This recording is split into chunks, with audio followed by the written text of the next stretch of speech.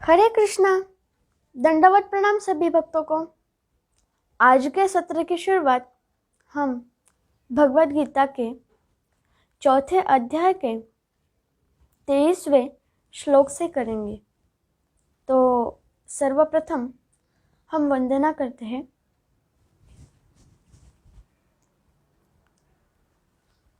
वंदे हम श्री गुरु श्रीयुतापदकमलं श्रीगुरुं वैष्णवांश्च श्रीरूपं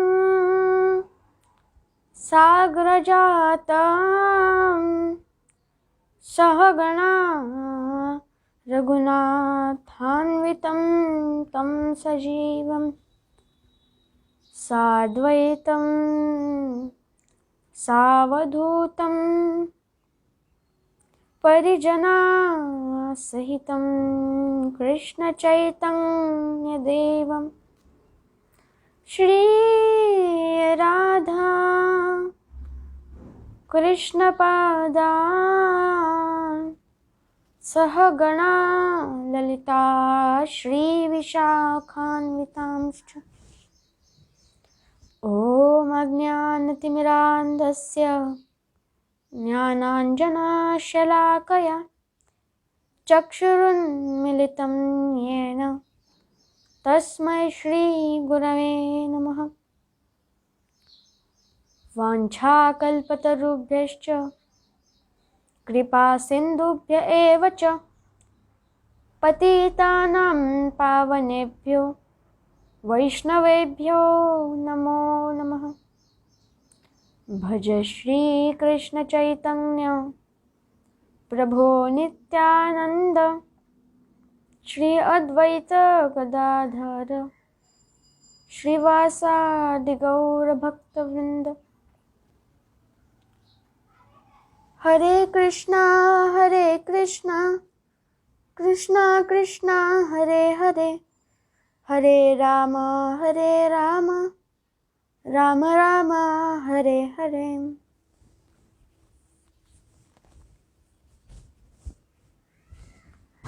सर्वप्रथम मैं मेरे गुरुदेव ओम विष्णुपाद अष्टोत्तर शत श्री श्रीमद् भक्ति विबुध बोधायन गोस्वामी महाराज के चरणों में वंदन करता हूँ।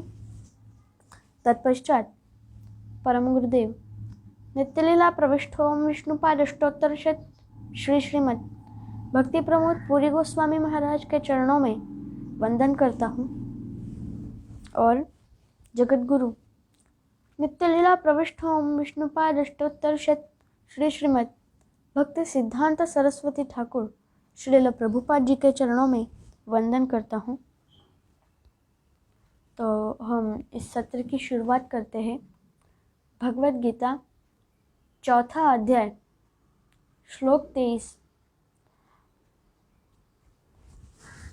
गतसंगस्य मुक्तस्य ज्ञानावस्थितचेतसः यज्ञायाचरत कर्म समग्रं प्रविलीयते। अन्वय। गतसंगस्य आसक्ति रहित, मुक्तस्य मुक्त, ज्ञान स्थित चेतसः ज्ञान में अवस्थित चित्त वाले पुरुष के यज्ञाय परमेश्वर की आराधना के लिए कर्म आचरित हो, कर्म का आचरण करने वाले पुरुष के समग्र कर्म प्रविलीयते भली भांति विलीन हो जाते हैं।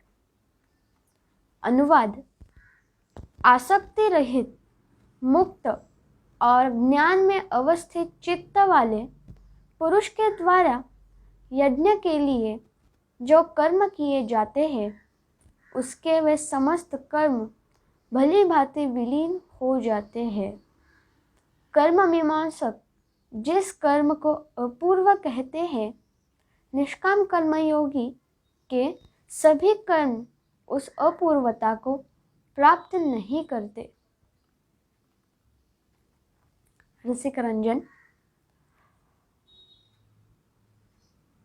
आसक्त मुक्त ज्ञान में अवस्थित चित्त वाले पुरुष द्वारा यज्ञ के लिए जो कर्म किए जाते हैं वह पूरी तरह से लय हो जाते हैं, किंतु कर्म मीमांसक जिस कर्म को अपूर्व कहते हैं, निष्काम कर्मयोगी के सभी कर्म उस अपूर्वता को प्राप्त नहीं करते।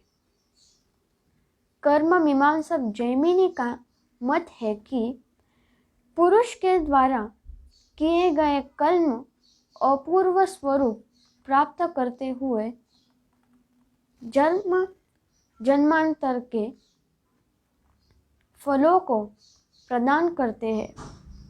निष्काम कर्मयोगी के संबंध में यह होना असंभव है। रसिक आस्वादिनी। जो निष्काम राग द्वेष विमुक्त और ज्ञान में स्थित चित्त वाले होते हैं, वे यज्ञ के निमित्त अर्थात परमेश्वर की आराधना के लिए कर्म करते हैं। उनके ये सभी भगवत उद्देश्य से किए जाने वाले कर्म अकर्म ही हो जाते हैं, अर्थात उसके कर्म बंधन का कारण नहीं बनते। इसके पश्चात अगला 24वां श्लोक। ब्रह्मार्पणम ब्रह्म हविर् ब्रह्मणो ब्रह्मणाहुतम ब्रह्मेव तेन गंतव्यम ब्रह्म कर्म समाधिना। अन्वय। अर्पणम ब्रह्म, अर्पण ब्रह्म, हवि ब्रह्म, घृत आदि भी ब्रह्म है। ब्रह्मणा यज्ञकर्ता ब्राह्मण, ब्रह्माग्नो ब्रह्मरूप अग्नि में हुतम आहुति भी ब्रह्म, ब्रह्म तेन उस व्यक्ति के द्वारा किए जाने वाले ब्रह्म कर्म समाधिना, कर्मात्मक ब्रह्म में एकाग्र चित्त व्यक्ति के द्वारा ब्रह्म एव ब्रह्म है गंतव्यम प्राप्य। अनुवाद। यज्ञ में अर्पण अर्थात श्रुक श्रुव आदि अर्पित किए जाने वाले घृतादि हवन की अग्नि आहुति देने वाला ब्राह्मण एवं हवन क्रिया व उसका फल सभी ब्रह्म स्वरूप है।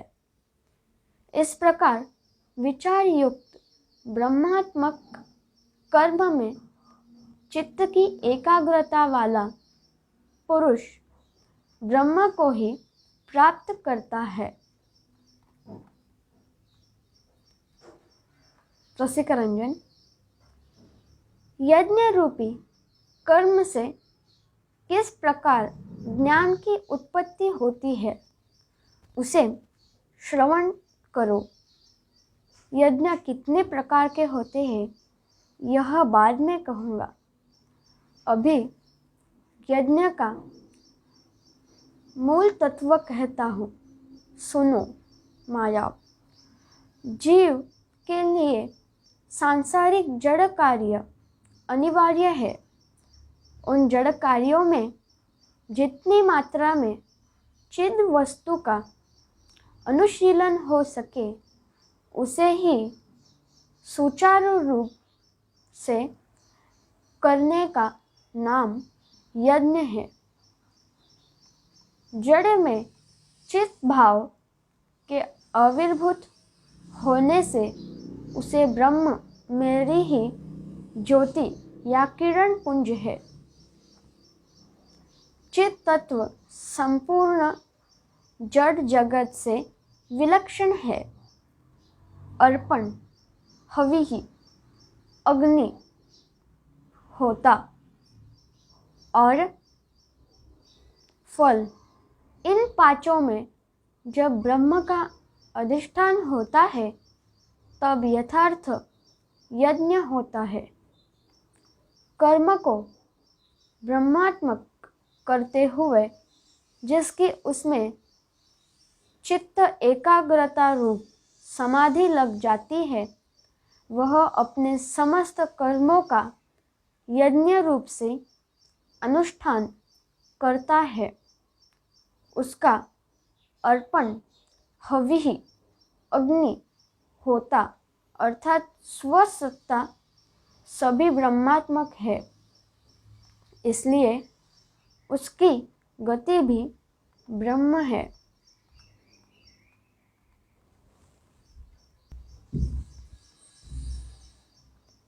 इसके पश्चात रसिका स्वादिनी। पिछले श्लोक में भगवान ने कहा कि यज्ञ के निमित्त आचरण करो। उस यज्ञ का स्वरूप कैसा है? इसके उत्तर में कह रहे हैं, परमेश्वर आराधना रूप कर्म ही यज्ञ है, क्योंकि उससे तत्वज्ञान उदय होता है एवं बंधन का कारण न होकर अकर्म ही होता है। योगारूढ़ अवस्था में अपने कर्तापन का अभिमान न होने से सभी कर्म स्वाभाविक ही अकर्म बन जाते हैं। यहाँ कह रहे हैं, कर्म और अकर्म के अंग समूह परमेश्वर संबंधित होने पर अकर्म में ही परिणत हो जाते हैं और बंधन का कारण नहीं बनते। जिस जूह से अर्थात यज्ञ के चमचे से यज्ञ में ब्रह्म के उद्देश्य से घृत आहुति अर्पित की जाती है, वह जूह भी ब्रह्म है। जो हवि अर्थात घृत देव योग्य वस्तु है, वह भी ब्रह्म ही है। जिस अग्नि में हवन किया जाता है, वह भी ब्रह्म है। जो हवन करता है, वह भी ब्रह्म है। जो इस प्रकार जानता है, वह ज्ञानवान व्यक्ति ब्रह्म को ही प्राप्त करता है। कोई अन्य फल प्राप्त नहीं करता, क्योंकि यह यज्ञ रूप कर्म ही ब्रह्म स्वरूप है। जिसके चित्त की एकाग्रता इस प्रकार है, उसे ब्रह्म ही प्राप्त होता है। इसके पश्चात अगला 25वां श्लोक। दैवमे वापरे यज्ञं योगिनः पर्युपासते ब्रह्माज्ञावपरे यज्ञं यज्ञेनैवोपजुह्वति।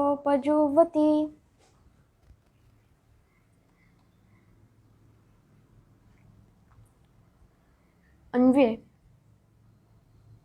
अपरे अन्य योगिनः कर्मयोगिगण दैवम एव यज्ञम देवयज्ञ ही पर्युपासते श्रद्धापूर्वक करते हैं। अपरे योगिनः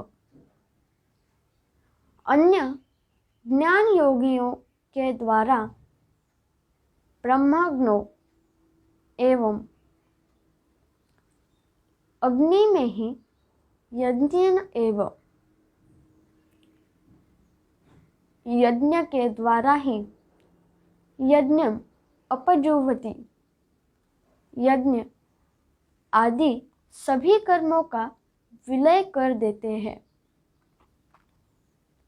अनुवाद: अन्य कर्मयोगी गण इंद्र, वरुण आदि देवताओं के पूजन रूप देव यज्ञ का अनुष्ठान करते हैं।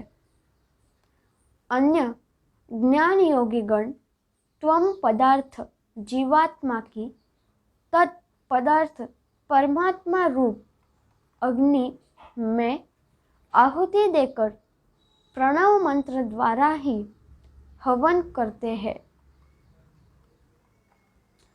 इसके पश्चात रसिक रंजन: जो इस प्रकार के यज्ञ का व्रत लेते हैं वे योगी है। सभी यज्ञों के प्रकार भेद से सभी योगियों में भी प्रकार भेद है। जितने प्रकार के यज्ञ हैं योगी भी उतने ही प्रकार के हैं। इस प्रकार भिन्न भिन्न रूप में देखने से यज्ञ और योगी के अनेक प्रकार हैं, किंतु विज्ञान सहित विभाग देख करने से सारे यज्ञ ही कर्म यज्ञ का या द्रव्य यज्ञ एवं ज्ञान यज्ञ या चिदालोचना रूपी यज्ञ इन दो भागों में विभाजित हो जाते हैं। यह बाद में वर्णन करूंगा। अभी कुछ प्रकार के यज्ञ कहता हूँ, श्रवण करो। कर्मयोगी व्यक्ति दैव यज्ञ की उपासना करते हैं। उसी यज्ञ से इंद्र, वरुण आदि रूपी मयिक सामर्थ्य विशिष्ट मेरे अधीन पुरुषों की पूजा हो जाती है। इस यज्ञ से भी वे क्रमशः निष्काम कर्मयोग को प्राप्त होते हैं। सभी ज्ञान योगी केवल प्रणव रूपी मंत्र द्वारा तत्वमसि महाकाव्य का अवलंबन कर तत्पदार्थ ब्रह्म में त्वम पदार्थ जीव का होम करते हैं। इसकी श्रेष्ठता बाद में कही जाएगी। इसके पश्चात रसिकास्वादिनी: यज्ञ भी विभिन्न प्रकार के होते हैं, तुम उनका श्रवण करो।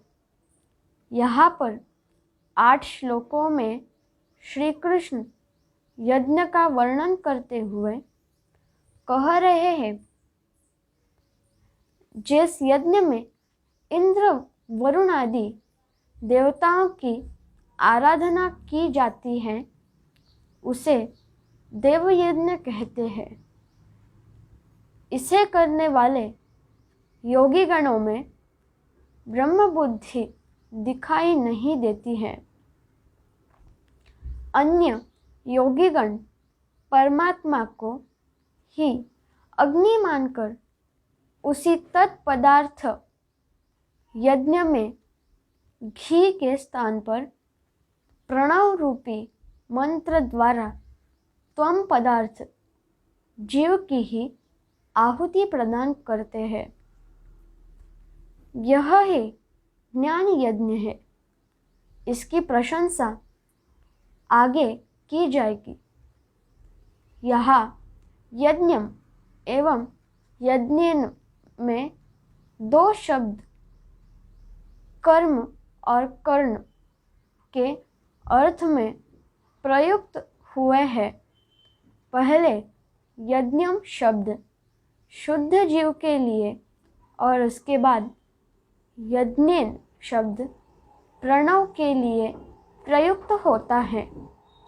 यहाँ एक प्रकार अतिशयोक्ति अलंकार है।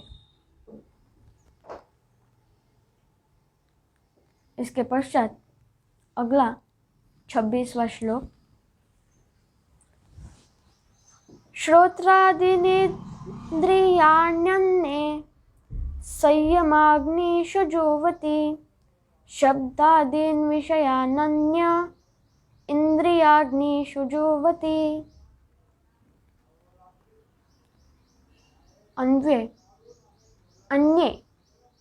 अन्य कोई नैष्ठिक ब्रह्मचारीगण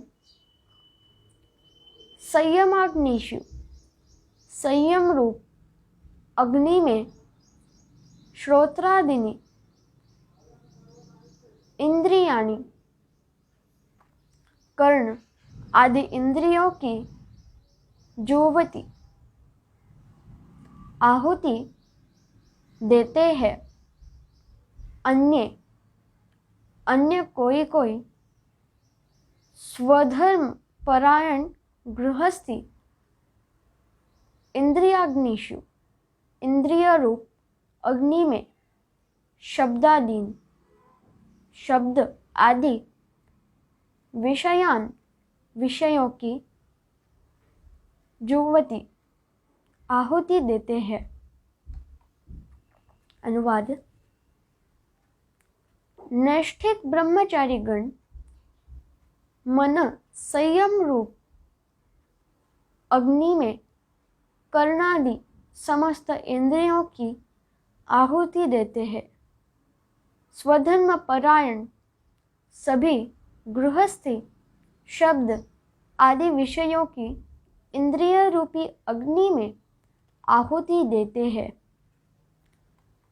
नैष्ठिक ब्रह्मचारी मन संयम रूपी अग्नि में कर्ण आदि सभी इंद्रियों की आहुति देते हैं। सभी गृहस्थी शब्दादि विषयों की इंद्रिय रूपी अग्नि में आहुति देते हैं। रसिकास्वादिनी। अन्य कोई नैष्ठिक ब्रह्मचारीगण संयमित मन रूपी अग्नि में कर्णादि इंद्रियों की आहुति देते हैं, अर्थात शुद्ध मन में इंद्रियों को विलीन करते हैं। और कोई ब्रह्मचारीगण शब्दादि विषयों की इंद्रिय रूपी अग्नि में आहुति देते हैं, अर्थात शब्द स्पर्श रूप रस और गंध इन 5 विषयों को पांचों ज्ञानेंद्रियों में विलीन कर देते हैं, अर्थात अनासक्त भाव से विषय भोग करते हैं। इसके पश्चात अगला 27वां श्लोक।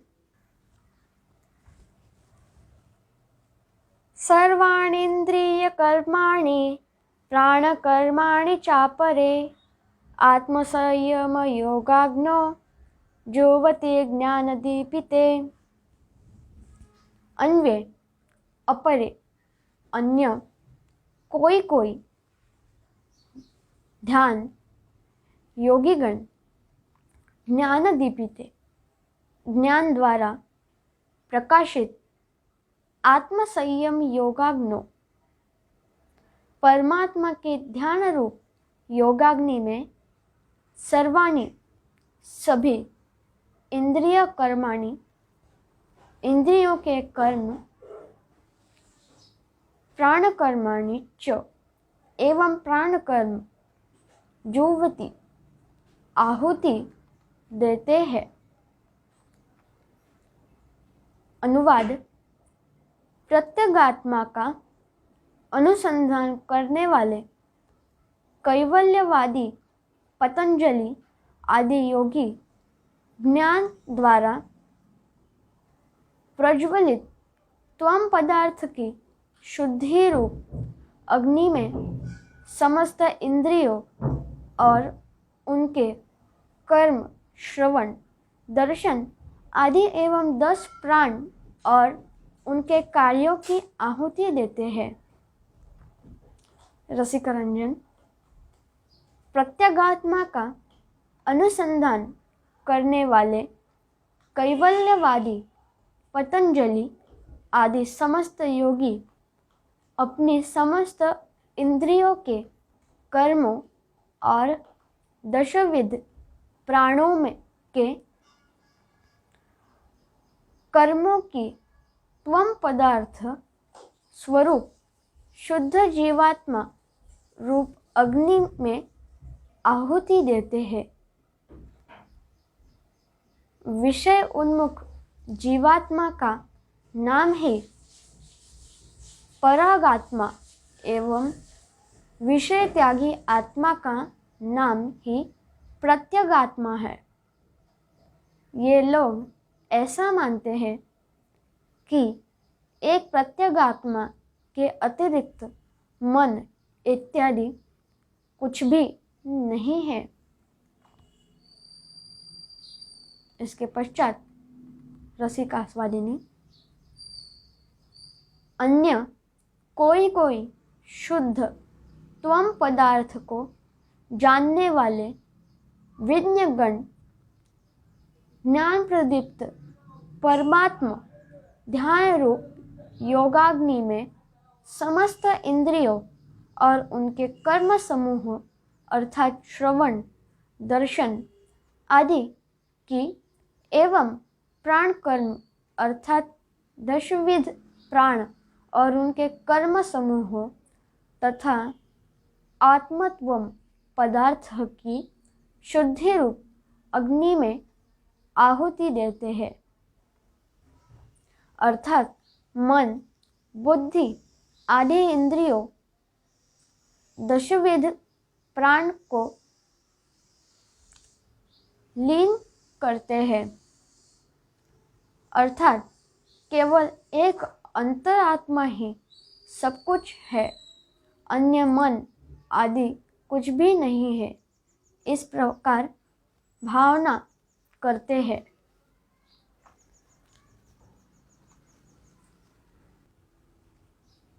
इसके पश्चात अगला 28वां श्लोक: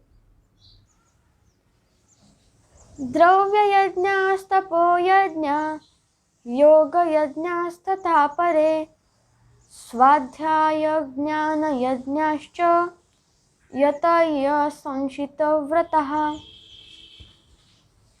अन्वय: केचित कोई द्रव्य यज्ञ द्रव्य दान रूप यज्ञ करने वाले, केचित कोई तपो यज्ञ तपस्या रूप यज्ञ करने वाले, केचित कोई योग यज्ञ योग रूप यज्ञ करने वाले, तथा अपरे अन्य कोई स्वाध्याय ज्ञान यज्ञ वेदार्थ ज्ञान रूपी यज्ञ परायण। एते ये 4 प्रकार के यतयः यतिगण संशित व्रतः तीक्ष्ण व्रतधारी। अनुवाद: कोई द्रव्य दान रूप यज्ञ करते हैं, कोई कष्ट साध्य चांद्रायणादि तप रूपी यज्ञ करते हैं, कोई कोई अष्टांग रूपी यज्ञ करते हैं और अन्य कोई वेद पाठ और वेदार्थ ज्ञान रूपी यज्ञ करते हैं। यह सभी यज्ञशील और तीक्ष्ण व्रतकारी है। रसिकरंजन, सब यज्ञों को द्रव्य यज्ञ, तपोयज्ञ, योग यज्ञ एवं स्वाध्याय ज्ञान यज्ञ, इन 4 भागों में विभाजित किया जा सकता है। द्रव्यमय यज्ञ को द्रव्य यज्ञ, कष्टसाध्य, चांद्रायण और चातुर्मास्य इत्यादि व्रत करने को तपोयज्ञ, अष्टांग योग को योग यज्ञ एवं वेदार्थ विचार पूर्वक चिद अचिद के विचार को ज्ञान यज्ञ कहा जाता है। इन 4 प्रकार के यज्ञों को करने में यज्ञ परायण व्यक्ति को तीक्ष्ण व्रतयति अर्थात तीक्ष्ण व्रतधारी सन्यासी कहा जाता है। इसके पश्चात रसिका स्वादिनी, कोई कोई द्रव्य दान रूप यज्ञ के करने वाले हैं, अन्य कोई कोई तप रूपी कठिन चंद्रायण आदि यज्ञ के करने वाले हैं और कोई कोई अष्टांग योग रूपी यज्ञ के करने वाले हैं और उसी प्रकार कोई कोई वेद अध्ययन रूपी एवं उनके अर्थ ज्ञान रूपी यज्ञ के करने वाले हैं। ये 4 प्रकार के यत्न परायण व्यक्ति अति तीक्ष्ण व्रत के करने वाले हैं। तो इसके अगला 29वां श्लोक हम अगले सत्र में पढ़ेंगे। धन्यवाद। निताय गौर प्रेमानंदे। हरि हरि बोल।